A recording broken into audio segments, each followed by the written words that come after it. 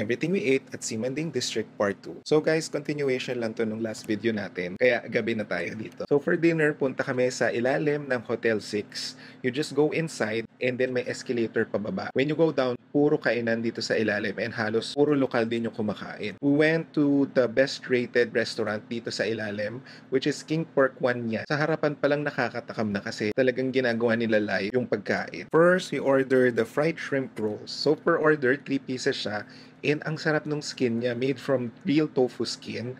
It's crispy and good yung texture kasi buo-buo yung shrimp sa loob. The taste, just like your typical shrimp siomai, sobrang juicy and may manamis-namis siyang flavor. Signature here in Taiwan, napansin ko lang. Next, we get their fried pork chop with rice. Yung rice pa lang, ang dami na niyang extras. May cabbage, may pickled veggies, and may tofu. Yung tofu, very siksik siya. Hindi malambot and airy inside, katulad ng mga fried tokwa na nakasanayan natin dito sa Pinas. It also comes with sauce na soy sauce base. Kaya yun palang pwedeng ulam na.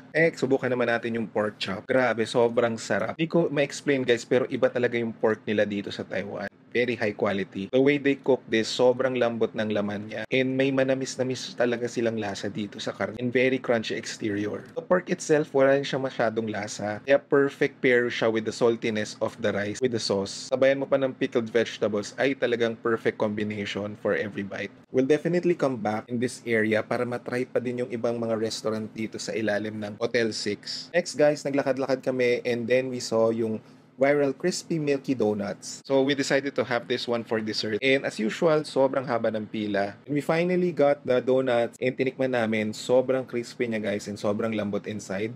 Hindi siya bready and hindi siya yung type na mahirap i-pull apart. The powder outside, lasang mikmik. It's not too sweet for me, kaya napaparami ako ng kain dahil hinahabol ko yung lasa. Totoo, nakaka-addict talaga siya. And kung hindi lang mahaba yung pila, pumili pa kami ng mas madami. And ayun lang guys, sayang kasi dami pa sanang available na flavors. Pero siguro that time, sobrang dami na nung volume ng tao kaya nag-focus na lang sila dun sa main flavor nila. Which is okay, at least natikman namin yung viral milky donuts dito sa Simanding. Pero we'll definitely come back to try the other flavors kasi nakakatakam talaga siya. By the way guys, if you want longer form videos, you can subscribe to my YouTube channel, John Eats. In my videos there, I can talk about the food at more in-depth level and makapagkwentuhan pa tayo of other stuff. So see you there!